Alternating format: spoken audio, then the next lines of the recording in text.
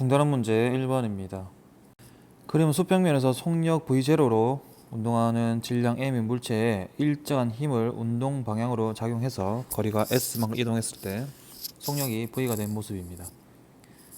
1번에 물체는 등 가속도 운동을 하겠죠. 왜냐하면 일정한 힘을 받았기 때문입니다. 그래서 이번에 보면 가속도의 크기도 있습니다. 이 물체에 한 힘, 일정한 힘이 작용했기 때문에 이 일정한 힘은 R자 힘이 되고 R자 힘이 한 일은 운동 에너지 변화 맞습니다. 답이 3번입니다. 운동 에너지는 거리 제곱에 비례하는 것이 아니고 거리에 비례하겠죠. 물체가 이동하는 동안에 힘이 작용해서 이동 거리가 발생했기 때문에 역학적 에너지는 일정하지 않습니다. 증가하겠죠. 왜냐하면 수평면에서는 포텐셜 에너지가 일정하지만 운동 에너지가 증가했기 때문에 역학적 에너지는 증가하게 됩니다.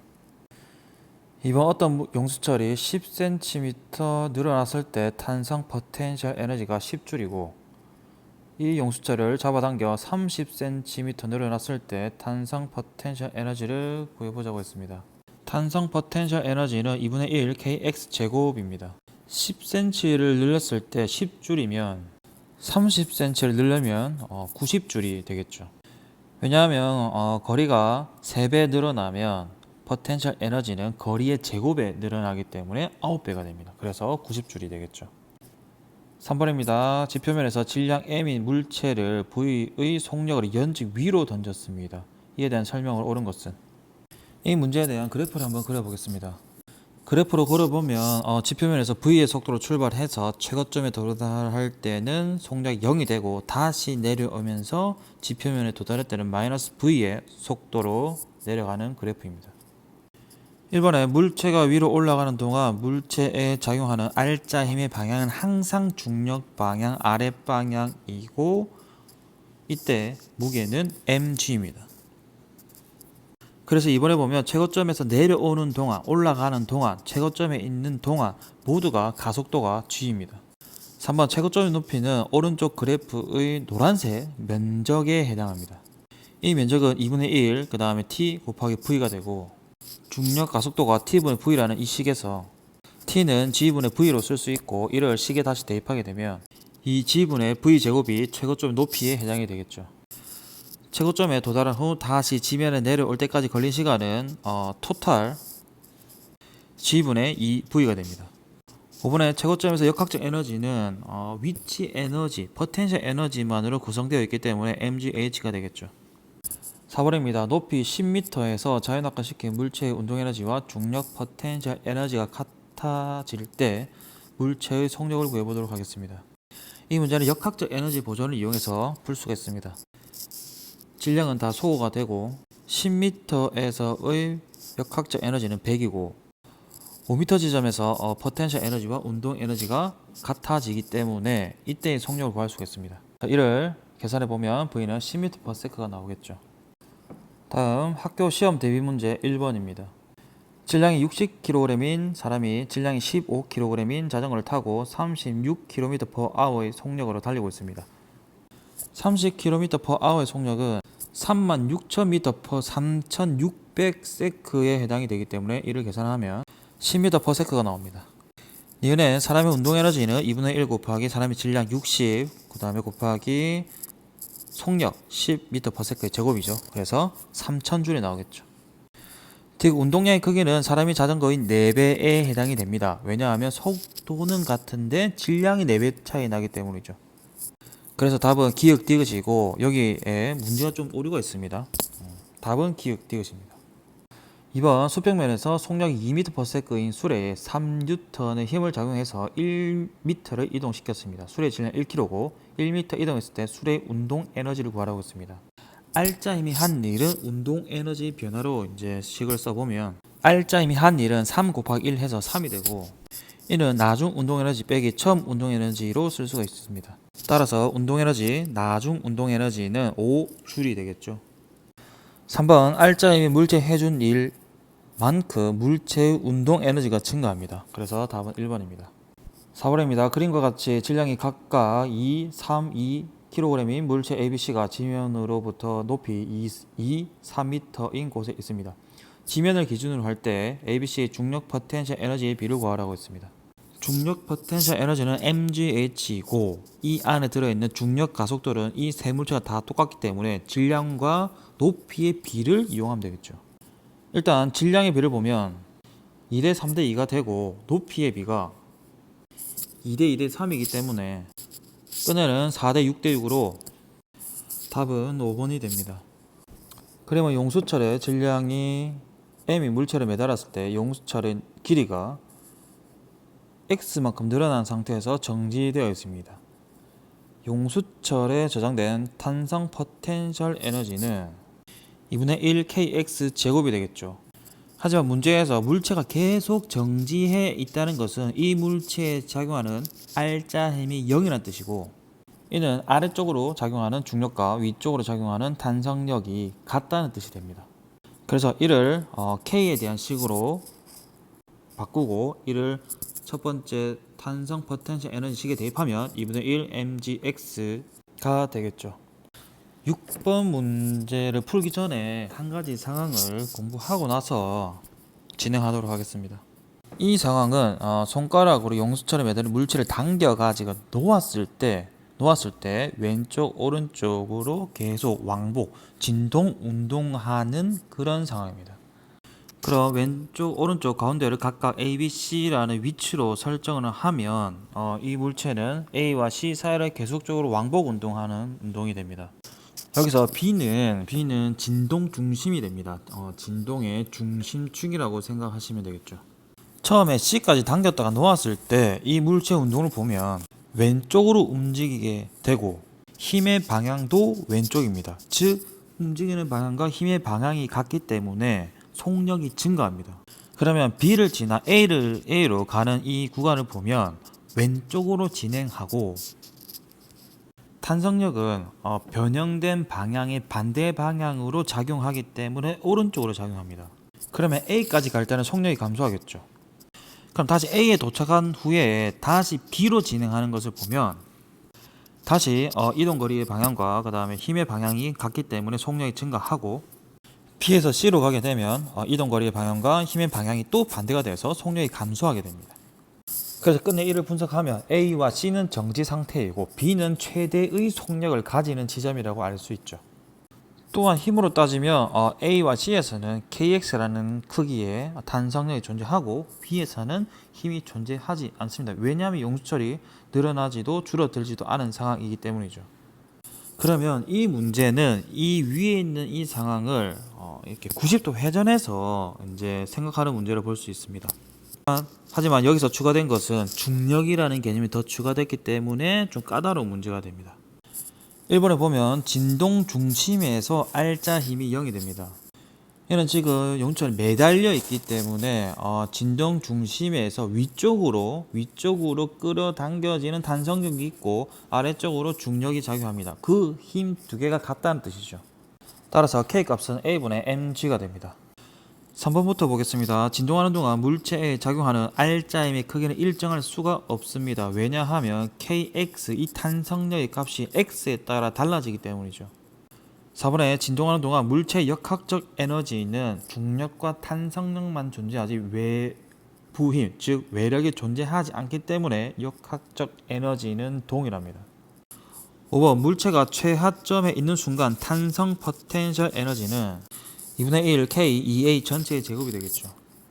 이를 1번에서의 K 값을 아래에 대입하게 되면 2mgA가 돼서 정답이 5번이 됩니다.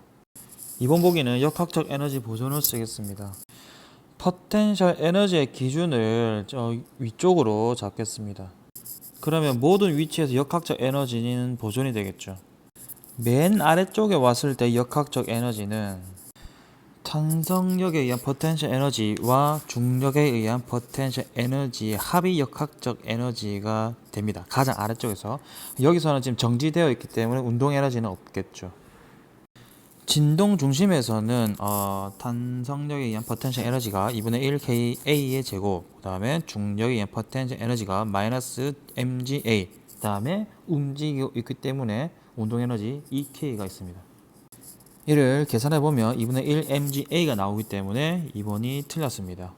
정답은 5번입니다. 7번과 8번 문제입니다. 그림과 같이 물체 AB를 수평면에서 각각 연직 위 비스듬한 위방향, 그 다음에 물체 CD를 수평면에서 수평 방향으로 밀어 수직인 벽과 비스듬한 빗면을 각각 올라가게 하고 물체의 처음 속력은 모두 동일합니다. 물체가 최고점에 올라가면 A, 그 다음에 C, D는 모두 정지를 하게 되겠죠. 하지만 B는 포물선 운동하기 때문에 최고점에서 속력이 있습니다. 즉 따라서 운동 에너지는 B가 있고 A, C, D는 아예 없는 상황이죠. 그래서 8번 문제를 보면 올라간 최고점의 높이는 정지할 때까지 올라가야 최대로 높이 올라가는데 B 같은 경우에는 정지되지 못하고 운동 에너지는 남아있기 때문에 높이가 가장 낮습니다. 답이 5번입니다. 9번 그림과 같이 용수철에 매달린 물체를 잡아당겨 용수철의 길이를 2A만큼 늘려 가만히 놓았더니 물체가 진동하다가 용수철의 길이가 A로 줄어들어서 정지했습니다. 열 에너지로 빠져나갔겠죠. 처음에 탄성 포텐셜 에너지는 2분의 1K 2A 전체의 제곱이고 나중에 정지했을 때 용수철에 저장된 탄성 포텐셜 에너지가 2분의 1KA의 제곱이기 때문에 빠져나간 열 에너지는 2분의 3KA 제곱이 되겠죠. 답이 2번입니다. 다음은 모의평가 문제입니다. 5번 그림은 A 지점에서 가만히 놓은 질량 1kg인 물체가 낙하하는데 중력 포텐셜 에너지 차가 A와 C 지점 사이에서는 40줄이고 B점과 D점 사이에서는 50줄입니다. C점에서의 속력은 B점에서의 2배가 됩니다. 저는 A점을 기준으로 잡겠습니다. 그러면 A점에서의 포텐셜 에너지는 0이고 가만히 놓았기 때문에 운동 에너지도 0이 되겠죠. 따라서 역학적 에너지 A 지점에서의 역학적 에너지를 0으로 설정할 수 있습니다. 문제에서 A와 C 지점 사이의 포텐셜 에너지 차가 40줄이기 때문에 C 지점의 포텐셜 에너지는 마이너스 40줄이고 운동 에너지는 40줄이 됩니다. 문제에 보면 C 지점에서의 속력이 B 지점에서의 2배라고 했습니다. 속력이 2배면 운동 에너지는 속력의 제곱에 비례하기 때문에 4배가 되겠죠. 따라서 역으로 계산하면 B 지점에서의 운동 에너지는 10줄임을 알 수 있고 따라서 포텐셜 에너지도 마이너스 10이라는 것을 알 수가 있습니다. 그러면 D 지점과 B 지점의 포텐셜 에너지의 차이가 50줄이었기 때문에 D 지점에서 포텐셜 에너지 60이고 따라서 운동 에너지도 60줄이 되겠죠. 기억해보면 A와 B 사이 거리를 구하기 위해서는 MGH 즉 포텐셜 에너지를 한번 구해보면 됩니다. 따라서 H는 1m가 되겠죠. 니은에 C와 D 지점 사이에 중력이 물체에 한 일은 이 중력이란 것은 이 물체에 작용한 R자 힘이고 R자 힘이 한 일은 운동 에너지의 변화입니다. 따라서 20줄이 됩니다. D에서의 물체의 속력은 D에서 운동 에너지가 60인 것을 이용해서 속력을 구할 수가 있습니다. 따라서 답은 2번입니다. 6번입니다. 그림은 높이가 h인 A 지점에서 속력 EV로 운동하던 수레가 B 지점을 지나 최고점 C에 도달해서 정지한 순간의 모습을 나타내고 있습니다. B에서 수레의 속력은 V이고 높이는 2h입니다. 최고점 높이 C를 구하라고 했습니다.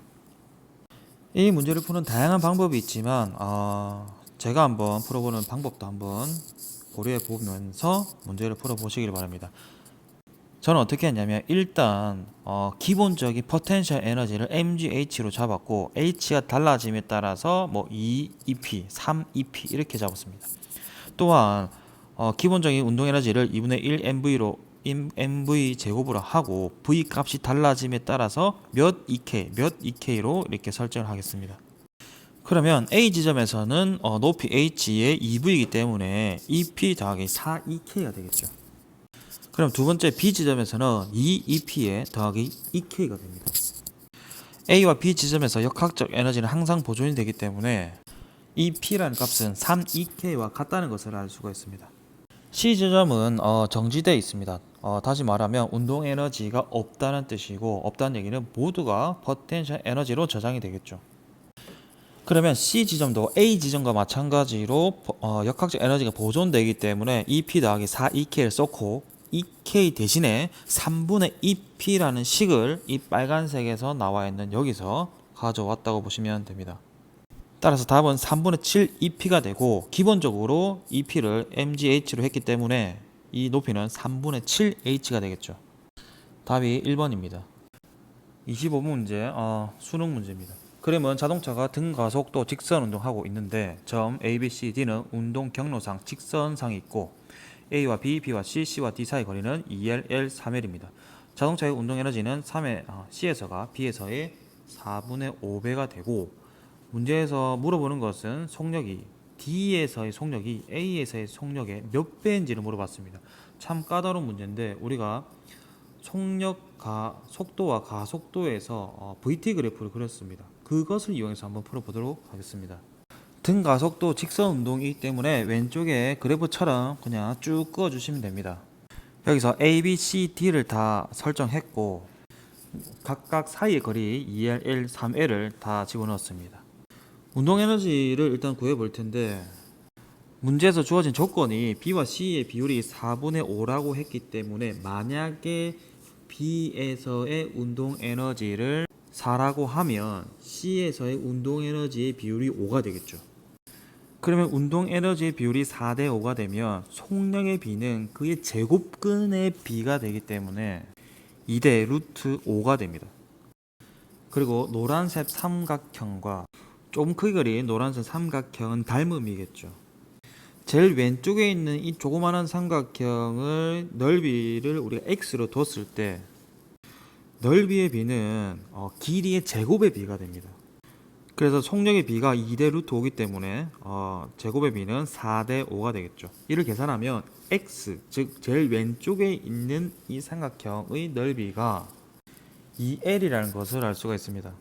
그러면 왼쪽에 2L, 그 다음에 b까지의 4L, 이 작은 두 삼각형을 다시 보면 넓이의 b가 1대 2고 이는 속력의 제곱의 b와 같습니다. 따라서 VA는 루트 2가 나옵니다. 이런 식으로 계산을 하게 되면 VD도 마찬가지로 2 루트 2가 됩니다. 따라서 정답이 2번입니다. 13번입니다. 그림과 같이 질량이 같은 두 물체 A와 B를 실로 연결하고 빗면의 점 P에 A를 가만히 놓았더니 A와 B는 등가속도 운동을 해서 A가 Q점을 통과합니다. A가 P에서 Q까지 이동하는 동안 설명으로 옳은 것을 골라보겠습니다. 기역 A에 작용하는 R자임이 A에 해준 일과 B에 작용하는 R자임이 B에 해준 일을 스스로 직접 계산하려면 매우 어렵습니다. 왜냐하면 빗면이 우리가 배우지 못했던 각도 세타로 이루어져 있기 때문이죠. 하지만 R자 힘이 한 일은 운동 에너지 변화로 나타나고, 운동 에너지는 질량과 속도의 제곱의 어떤 함수이기 때문에 질량 같고 속도 변화가 같기 때문에 해준 일은 같다는 거죠. 그래서 기억이 맞는 보기가 됩니다. 니은 A의 역학적 에너지는 운동 에너지는 증가하겠죠. 근데 포텐셜 에너지는 감소합니다. 그럼 어떤 비율이 더 크냐를 따지기 위해서는 외력이 한 일이 역학적 에너지의 변화로 나타난다는 것을 상기시킬 필요가 있습니다. 이때 외력이라는 것은 중력과 탄성력을 제외한 나머지 힘을 외력이라고 하고, 이 문제에서는 B가 A를 잡아당기는 장력이 외력이 되겠죠. 장력과 이동 거리의 방향이 같기 때문에 이 두 개의 합은 플러스가 되고, 이 플러스라는 것은 역학적 에너지의 값이 플러스라는 뜻이 되겠죠. 따라서 니은도 맞는 보기입니다. 디귿번 출발점의 포텐셜 에너지를 기준으로 잡으면 역학적 에너지는 0이 되겠죠. 왜냐하면 기준에서 포텐셜 에너지 0, 정지 상태이기 때문에 운동 에너지도 0, 따라서 역학적 에너지도 0입니다. 그러면 얘네들이 움직임에 따라서 운동 에너지가 증가하고 포텐셜 에너지가 감소하는데 항상 이 두 개의 합은 0이 돼야 됩니다. 따라서 증가하는 것은 디귿에 보면 A와 B의 운동 에너지는 증가하겠죠. 그러면 이만큼이 감소해야 되고, 이 감소하는 것은 중력 포텐셜 에너지입니다. 따라서 B의 중력 포텐셜 에너지의 감소량 더하기 A의 포텐셜 에너지 감소량이 들어가야 되겠죠. 그래서 답이 4번입니다. 23번입니다. 그림은 점 P에 가만히 놓은 물체가 궤도를 따라 운동해서 Q에서 정지했습니다. 길이가 각각 L, 2L인 수평 구간 A, B에서는 물체의 같은 크기의 일정한 힘이 운동 방향의 반대 방향으로 작용합니다. P와 A의 높이 차는 h1, A와 B의 높이 차는 h2. 물체가 B를 지나는 데 걸린 시간은 A를 지나는 데 걸린 시간의 2배입니다. 높이의 B를 구하라고 했습니다. 첫 번째 A 구간을 지나기 전에 속력을 V1, 그 다음에 A 구간을 지나고 난 후에 속력을 V2라고 하고, 이때 구간 A의 길이 L, 그 다음에 걸리는 시간 T로 설정했습니다. 다음 구간 B를 지나기 전에 속력을 V3, 그 다음에 구간의 길이 L, 2L, 그 다음에 시간 2T 이렇게 설정했습니다. 첫 번째, 이 그래프의 기울기가 동일하다는 식을 세우면 플러스 마이너스 기호는 생략하고 숫자만 보겠습니다. 그래서 첫 번째 V3는 2V1 2V2라는 식을 알 수 있습니다. 두 번째 사다리꼴 넓이와 삼각형 넓이가 2배라는 것을 이용해서 식을 세워보면 V3가 V1 플러스 V2라는 것을 알 수 있습니다. 따라서 V2를 기준으로 V1은 3V2고 V3는 4V2라는 것을 여기서 알 수 있죠. 그럼 다시 처음으로 돌아가서 첫 번째 위치 P점에서의 포텐셜 에너지가 A 구간에 내려오면서 운동 에너지로 다 변하기 때문에 이렇게 식을 세우면 H1이 2지분의 9V2의 제곱으로 쓸 수 있습니다. 또한 두 번째 구간에서 역학적 에너지 보존의 식을 쓰면 이렇게 H2도 역학적 에너지 보존을 이용해서 구할 수가 있습니다. 그래서 답은 2번입니다.